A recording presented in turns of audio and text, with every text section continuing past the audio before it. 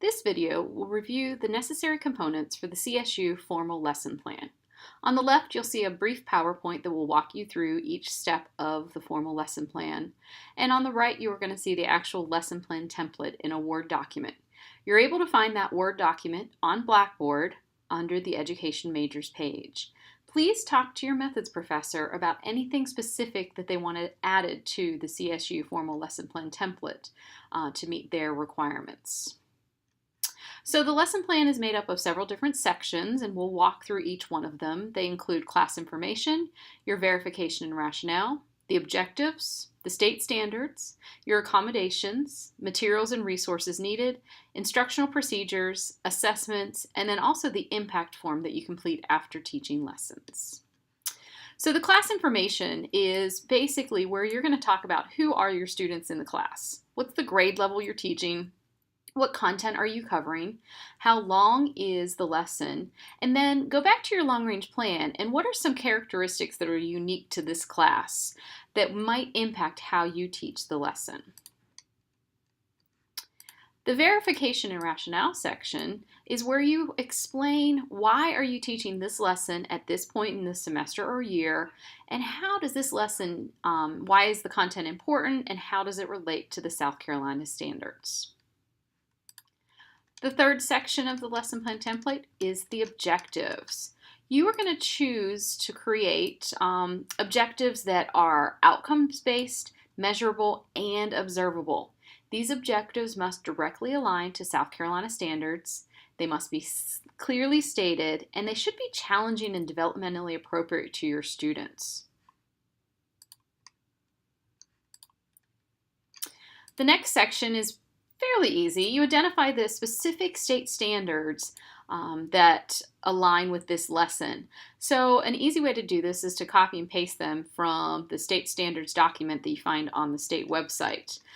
Please be sure to put the number and letter information as well as the actual written description for your state standards so that anyone understands clearly what standards you're addressing in this lesson. The next section is where you provide any information about accommodations for meeting the needs of your diverse learners. How are you going to accommodate different learning styles, different developmental levels, if you have English language learners or students with special needs? If there are no accommodations needed for this specific lesson, then just simply write, "No accommodations are necessary." The next section is going to be a list. You're going to list all of your materials and resources that are going to be used during this lesson. Be really specific. So when you're listing titles of books or stories, give as much information like title, author, publisher. If you're using specific technology, for example, the smart board and a smart presentation, be very specific in this list. It helps you get organized for teaching the lesson. The next section is pretty much the meat and potatoes of your lesson plan. This is where you are going to explain your actual instructional procedures. You're going to want to talk about what is going to be your attention grabber and also include how much time you plan on taking on this specific activity. The next is when you explain your purpose of the lesson or your objectives to your students and how long will that take. Then give step-by-step procedures of what you're going to do throughout the entire lesson. Also include how are you assessing the students in this specific teaching lesson, how are you going to close or wrap up your lesson, and do you have any activities for your late or early finishers? Be sure to show your anticipated time it will take for each part of the lesson. That way, if you are planning for a 50-minute lesson, you should have enough time dedicated to fill the entire 50 minutes, if not more time. Finally, the last part is your assessment. How will you assess your students achieving the lesson objectives? Make sure you align these with your objective standards and procedures. Also, if you have specific assessments, attach the actual assessment to your lesson plan. This can be a rubric, a checklist, an observation form, anything that you're using. Make sure you have the criteria of how are you going to know that the students have actually achieved the objectives for this lesson. The next thing, and I don't have this pulled up, but it's the impact form.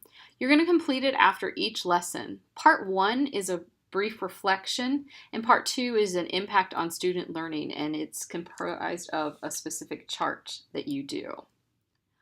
Also, after each lesson, you're going to have a cooperating teacher observation instrument. You're going to provide blank copies of this to your cooperating teacher both in the fall and the spring semesters.